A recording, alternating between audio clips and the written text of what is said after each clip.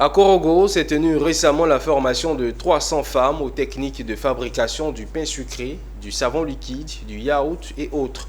Une initiative du RVR, Réseau des volontaires pour la réinsertion. L'objectif est d'aider ces femmes à se prendre en charge, une action du RVR qui cadre bien avec la politique du gouvernement. Ouattara Daouda.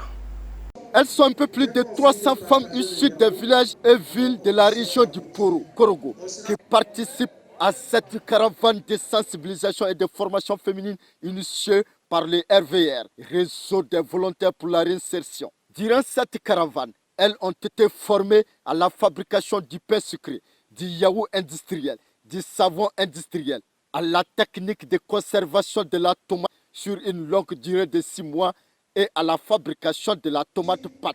Cette formation a permis aux femmes d'acquérir des connaissances et des compétences qui leur permettront de s'autonomiser et de participer pleinement au développement de la communauté.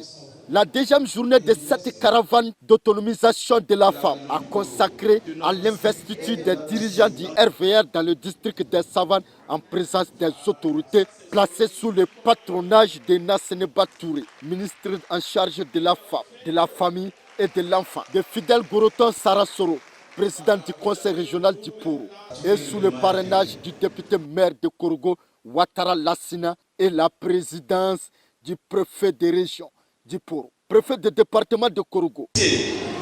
Une série de formations depuis hier à l'endroit des braves femmes, 300 braves femmes, et qui ont déjà commencé à produire des effets à travers ce que nous avons vu ici. Aujourd'hui, Korogo a été un exemple où, juste après la formation d'hier, aujourd'hui, vous l'avez vu, les femmes elles-mêmes, elles ont produit du pain sucré, elles ont même produit du yaourt et elles ont emballé dans les normes de la qualité et c'est super. L'objectif du RVR, c'est d'accompagner le gouvernement ivoirien avec à sa tête son Excellence Alassane Ouattara afin de réussir leur politique d'autonomisation de la femme ivoirienne. Nous allons essayer d'appuyer ces femmes-là, les suivre de près afin qu'elles puissent vraiment bénéficier et encore maîtriser à 100% ce qu'on les a donné comme formation. Cette caravane s'est soldée par la remise des diplômes